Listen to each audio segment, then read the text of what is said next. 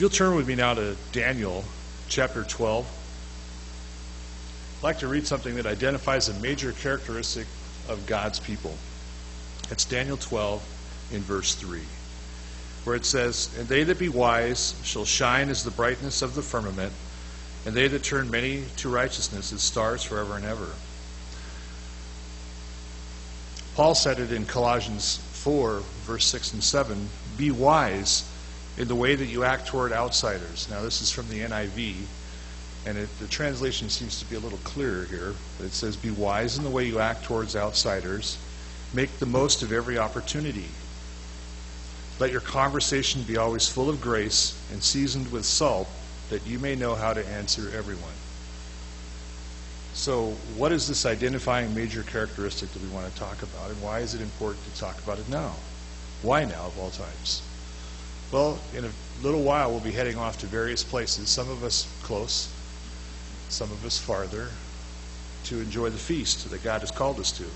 And it's important that we're at that feast while we're there, that we represent God well, that we are ambassadors, as we heard in the first message. We are told here in Colossians to speak with grace, seasoned by the salt of wisdom. What is wisdom? Well, wisdom is simply the ability to make right decisions in harmony with right laws at the right time to produce righteous living. The ability to make right decisions in harmony with right laws at the right time to produce righteous living.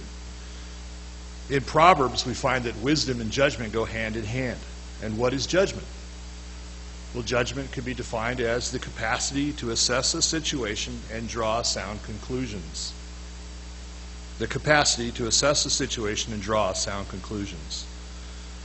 Over in James 3, in verse 17, if you'd like to join me there, James 3, verse 17,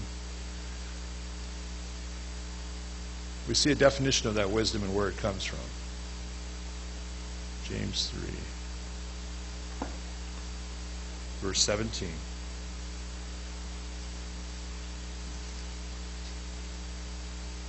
"But the wisdom that is from above is first pure, then peaceable, gentle, and easy to be entreated, full of mercy and good fruits, without partiality and without hypocrisy." So wisdom is not just acquiring information. It's not just accumulating facts and figures and filing them away and having them all in your head. It's also taking that information and practical insights to apply it in a spiritual way, to apply it in a correct way. Now, just to give you an example of this, in Deuteronomy chapter 17, verses 14 through 17, you don't need to turn there if you don't like to, but I'll just want to refer to it that, here God gave a definition. He gave information on how a king would act or how a king should act.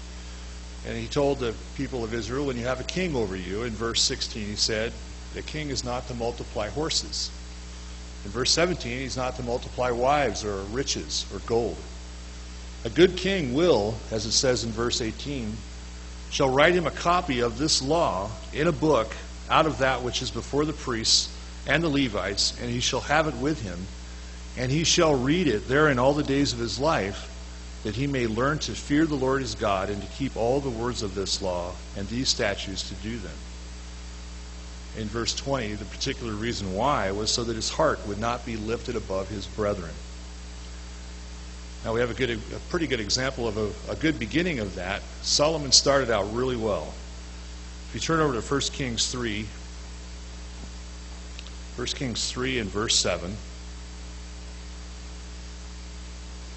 we find here that amongst the things he says, "Now, O Lord my God, you have made your servant king instead of David my father."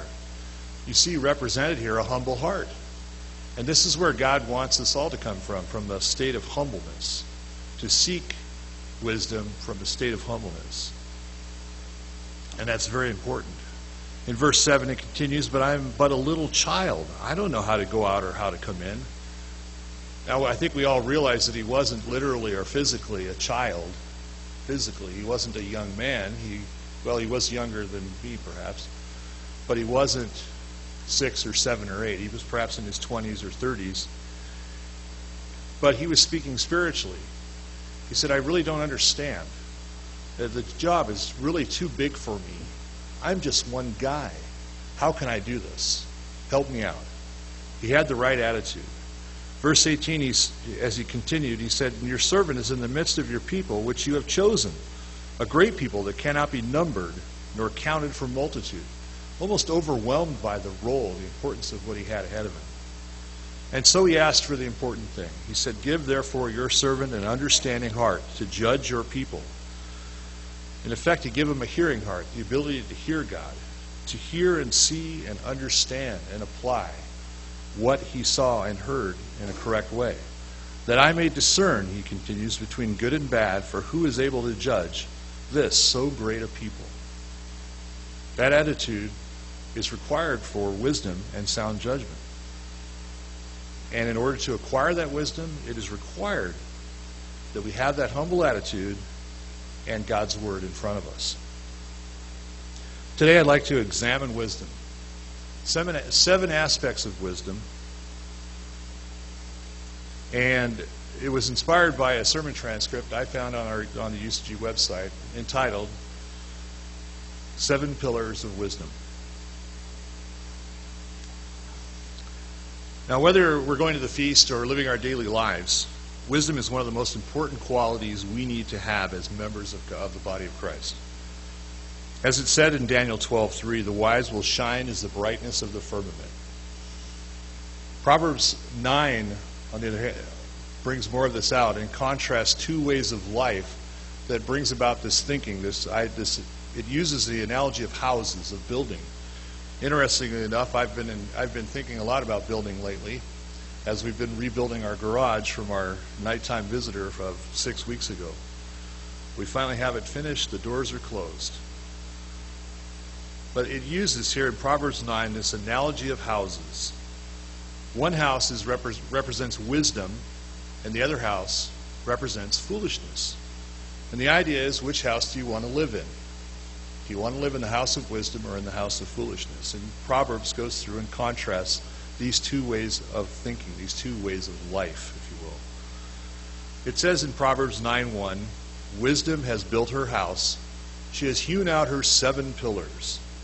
Now, whether you define these pillars as I have or as this transcript did or in your own way, these are 7 aspects of wisdom to consider today. But pillars, what are they? If you find a pillar in a house, what is its function? What does it do? It's a support. It holds the building up. It gives it strength. It gives it ability to stand. Now, Proverbs, again, has no specific list of these 7 pillars and identifying them, but it lays out the principles that we can build on. Pillar number 1 we identify as fear of the Lord. And if we turn over to Proverbs 9, verse 10, Proverbs 9 and verse 10, where it reads, the fear of the Lord is the beginning of wisdom, and the knowledge of the holy is understanding. The fear of the Lord is an attitude of respect, of awe, of admiration, of submission and love towards God. It's maybe more than the concept of fear that we might immediately think of terror, of, oh, what's he going to do to me?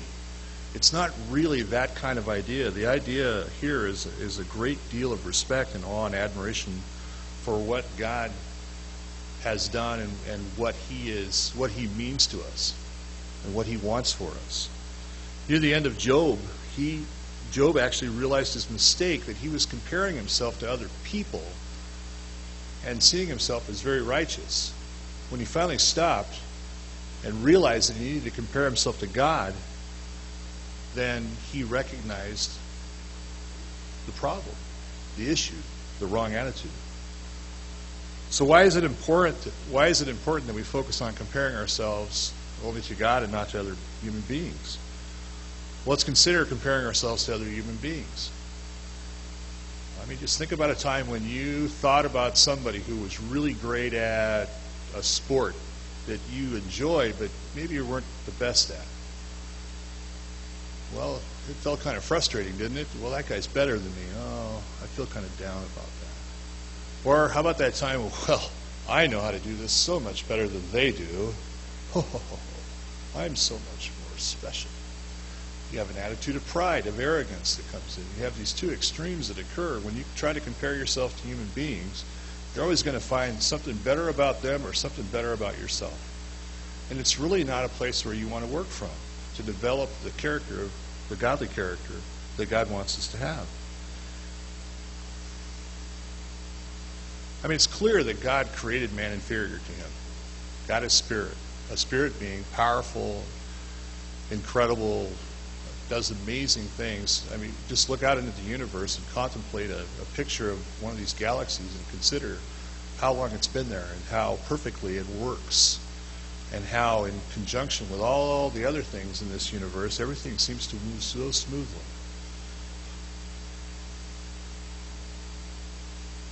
You know, he made us out of dirt, made us out of dust, and we go back there. But that could be kind of intimidating too, comparing dust to God. And that's what he really wants us to become. And that's the point of this existence, is to become like him, to become his children, to grow into a family.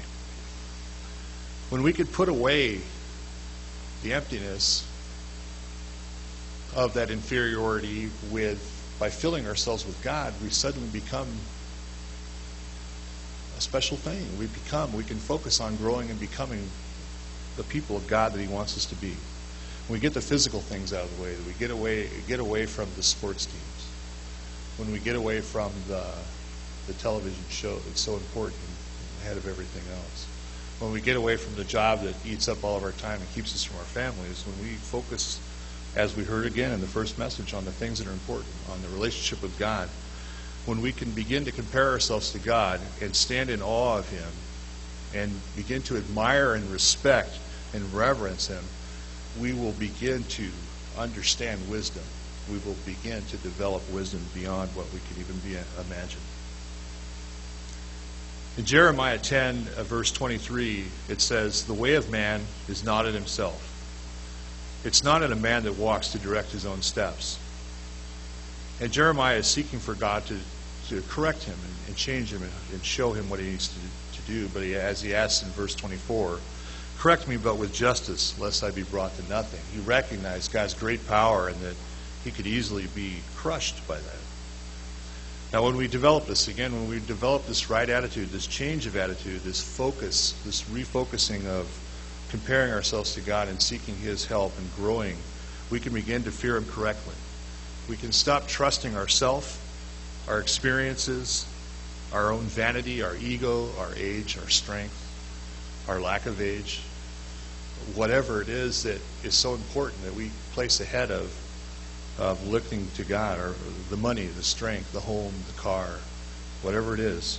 When we do that, we can begin to understand and we can grow in that spiritual benefit that comes from comparing ourselves to God. It'll have a profound effect. We'll begin to understand, and we will begin to grow in faith and hope and love, and we will begin to see more clearly that we don't want to compare ourselves to others because we need to be a servant to others. When we're comparing ourselves, we're setting ourselves apart. When we're comparing ourselves to God, we can become closer to those around us and recognize the weaknesses and challenges that they have and see past them.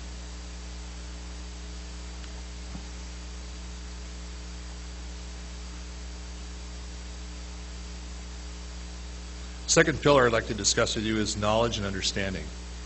First one was the fear of the Lord.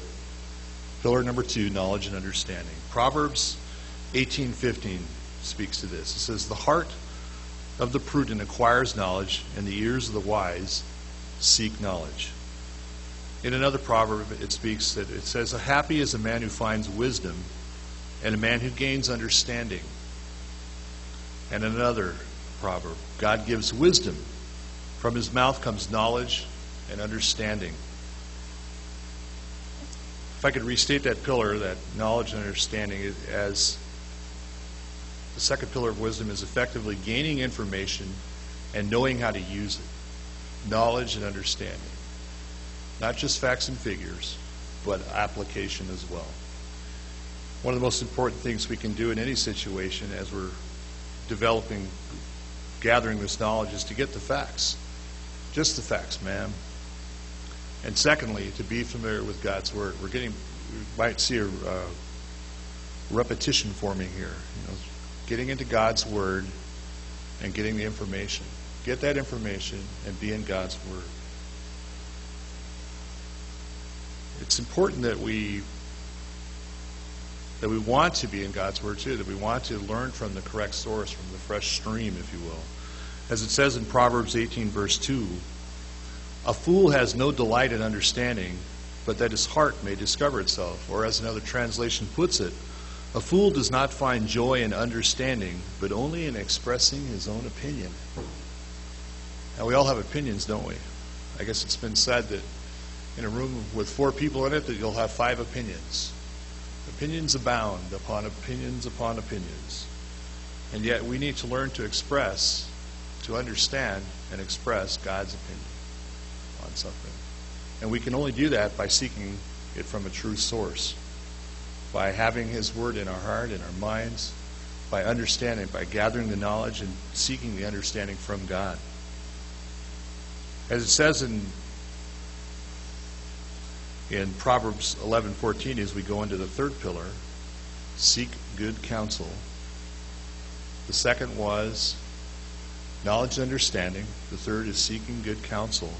In Proverbs 11:14, it speaks to this, where it says, where there is no counsel, the people fall, but in the multitude of counselors there is safety.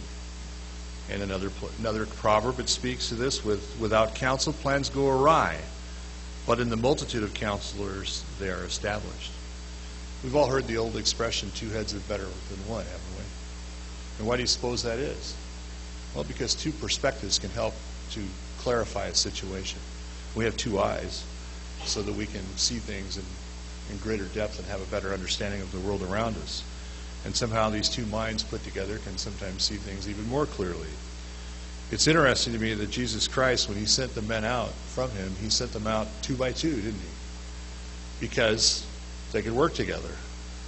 They had 2 heads to examine situations and to deal with things in a positive way.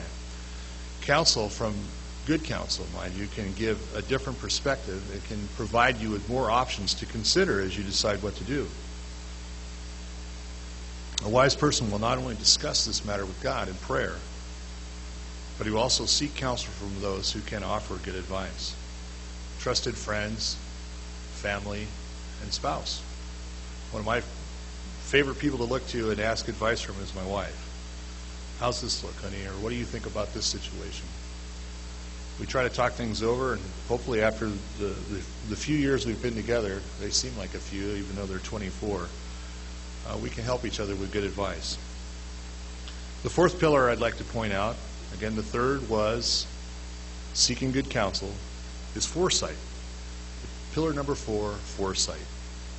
And that is the ability to look beyond an immediate situation and see the end result.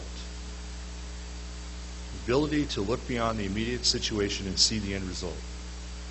A wise person will consider the effect of what they do and the outcome of their actions, and it will help them to avoid heartache and to avoid much suffering. As it says in Proverbs 27, verse 12, let's turn to Proverbs 27:12.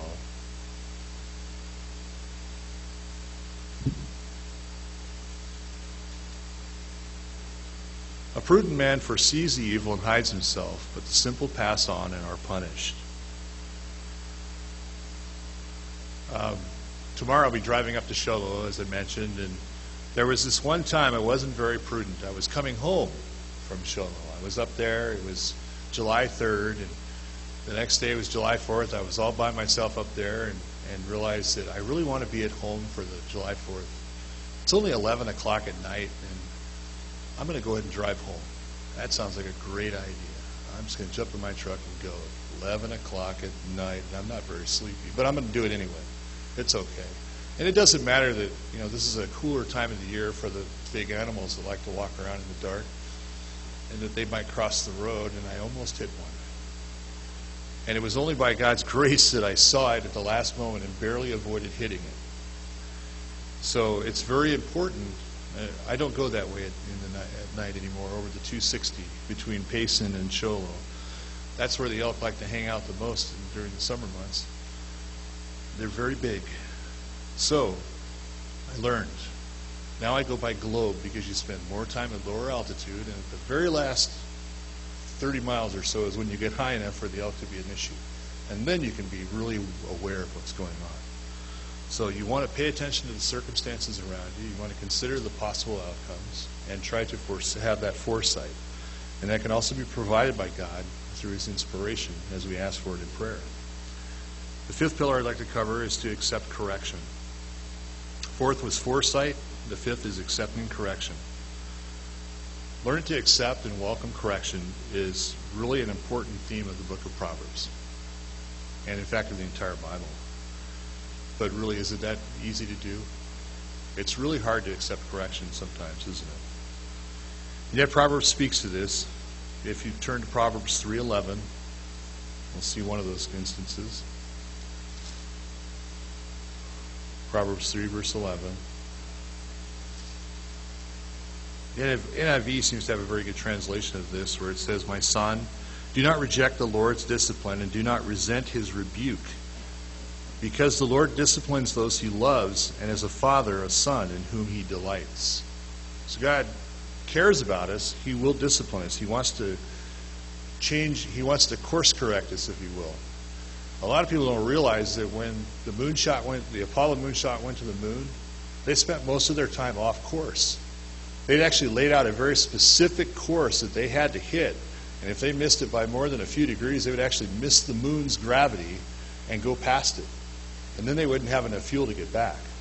They had to use the gravitational pull of the moon. In fact, when they returned, in order to get back to the Earth, to kind of slingshot them back towards the Earth, they swung around the back and came back. But as they're heading out, they were having to constantly do course corrections to stay on path. And that's effectively what correction from God can be, is a course correction.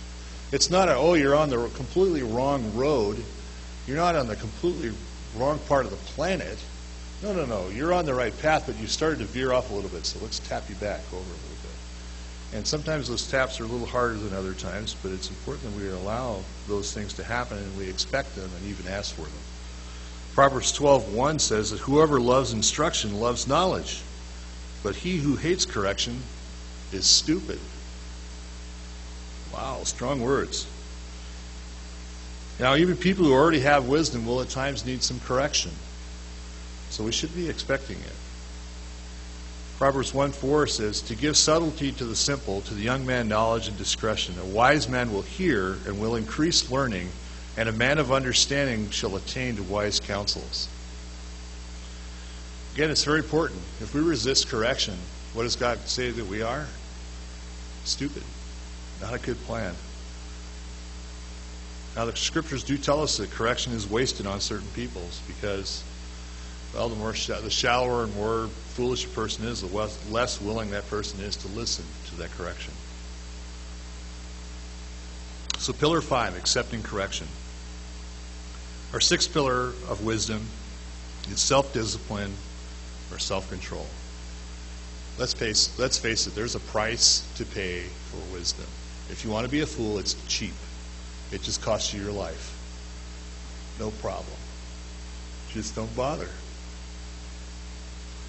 But if you want to have wisdom, it's going to cost you. It's going to take time. It's going to take discipline. It's going to take self-control. Again, as we heard in the first message, Bible study, prayer, fasting, doing the things, using the tools that God has provided to us to develop that relationship, to build that eternity that He wants for us. It requires that self-discipline. We have to set apart the time. We have to set it aside. We have to focus on it and make it a priority in our lives, or it will not happen.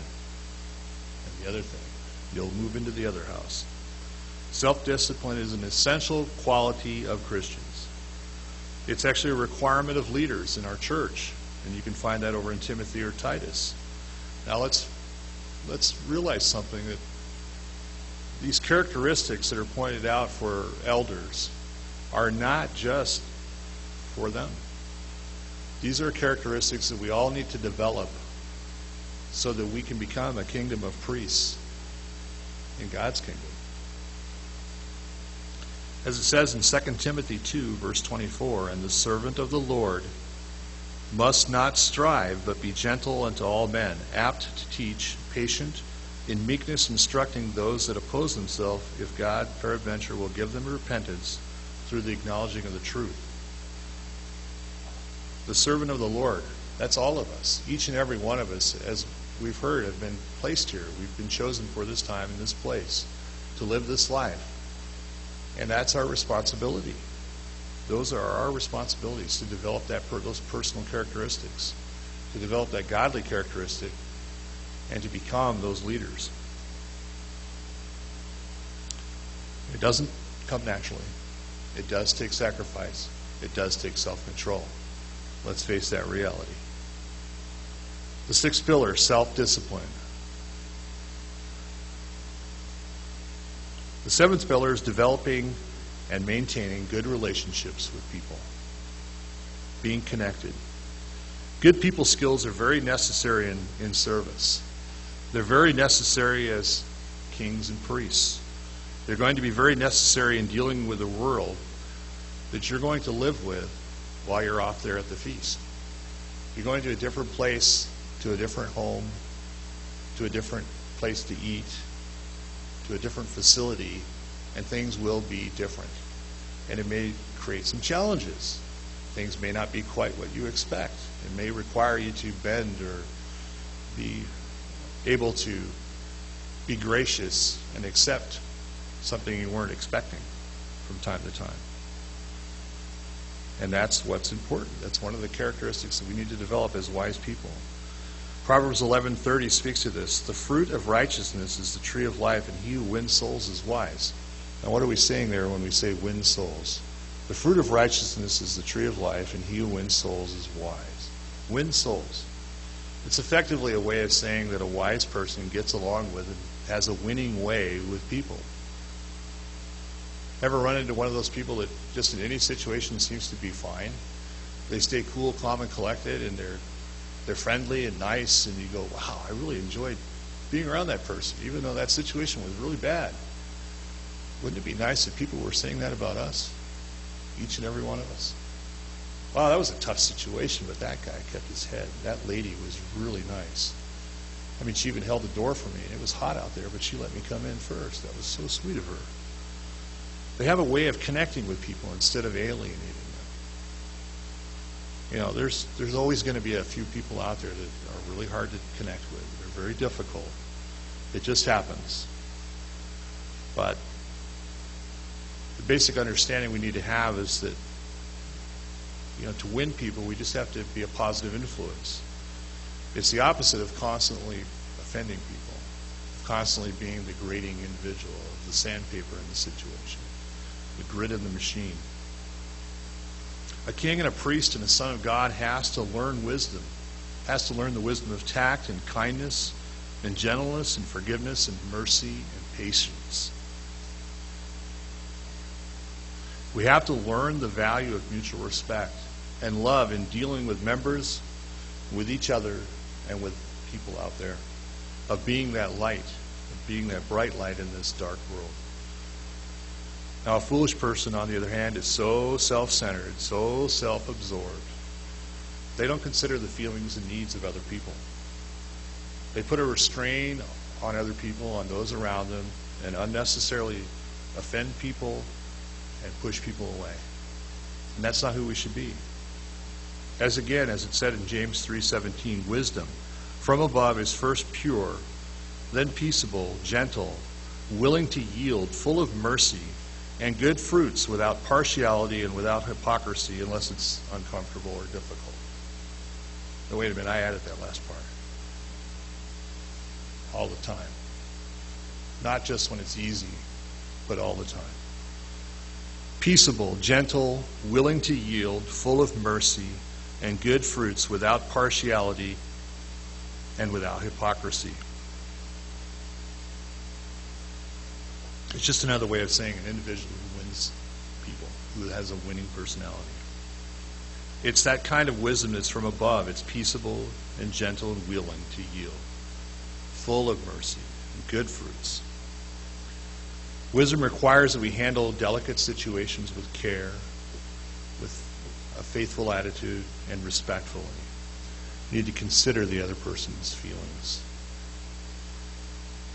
So the 7 pillars we cover today are, once again, pillar 1 was fear of the Lord. 2, knowledge and understanding. Seek good counsel was number 3. 4, foresight. That one's easy, it connects. 5, accept correction. The 6th pillar, self-discipline. And the 7th pillar, building and maintaining good relationships. Now, Proverbs ends with a rather interesting illustration in Proverbs 31. I think if you consider Proverbs, isn't it interesting that through the bulk of the book of Proverbs, who is being spoken to, at least in terms of the writing? Well, to young men, to males. And yet the ending of Proverbs is the story of the virtuous wife, a woman. How interesting. Why do we suppose that is? Why do you ever wonder why Proverbs ends with a poem about an excellent wife? And it's interesting as you read it carefully, it's someone, this virtuous wife is someone who has mastered wisdom, who utterly understands all the concepts, the pillars of wisdom, and has a wonderful relationship with those around her, with her husband. And again, Proverbs is addressed to young men primarily. Now perhaps, this is just an opinion, and there are a lot of those, but this is an opinion, perhaps this illustration of the virtuous wife is meant to encourage all of us, to include all of us, to show the men that we need to change, and to show the women that they need to change too, and to show the men that we're equals in this program, in this plan of God that He has for each of us. There's no second-class citizens. There's no lesser beings. We're all together in this boat, on this ship, moving along. So developing and displaying wisdom as we go about our daily lives, as we go to the feast this year, is what we need to be all about. It's about being wise as a serpent, harmless as a dove. It's about being God's people, developing as a kingdom of priests in training, and remembering to accept our responsibility as lights as we practice becoming that kingdom of priests.